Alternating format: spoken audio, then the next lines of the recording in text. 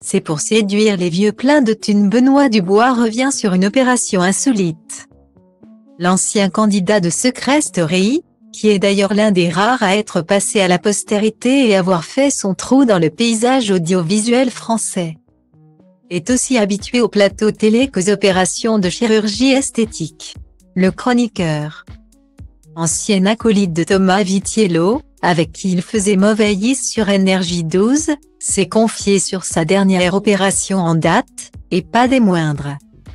Pour la modique somme de 3 500 € déboursée il y a quelques années dans une clinique de Barcelone, Benoît Dubois s'est offert un agrandissement du pénis. Mais malgré le côté très coûteux de cette opération, l'ancien coiffeur n'est pas satisfait de l'opération. Point. C'est dans l'émission Chez Jordan qu'il s'est confié sur ses nombreuses interventions, qu'il n'a jamais nié. Il révèle ainsi avoir déboursé pas moins de 4 500 € pour son nez et donc 3 500 € pour son pénis.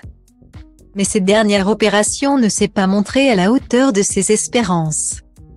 Benoît explique que cette opération est pour augmenter la taille, mais que les effets ne sont censés durer qu'1 an et demi.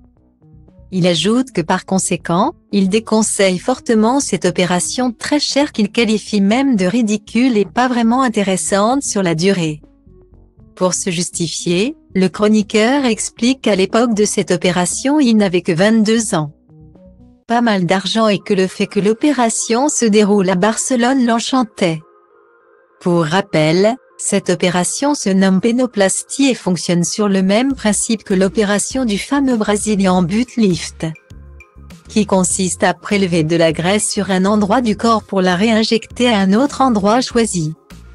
La pénoplastie permettrait de gagner en longueur ou en largeur à hauteur de 2 à 3 cm. Benoît n'était pas prédestiné à se lancer dans la télé puisqu'au départ, il exerçait la profession de coiffeur.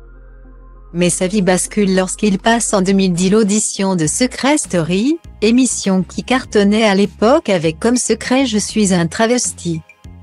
Il finit par remporter l'émission avec presque 200 000 €, qu'il investira dans l'immobilier et autres opérations de chirurgie esthétique. Mais c'est surtout en tant que chroniqueur que Benoît va faire son trou dans le PAF.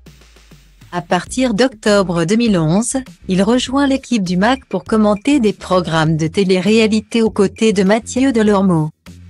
On a même pu retrouver l'ancien gagnant de Secret Story dans certaines émissions de Touche pas à mon poste depuis 2018. Impossible de mentionner Benoît sans parler de son meilleur ennemi, Thomas Vitiello.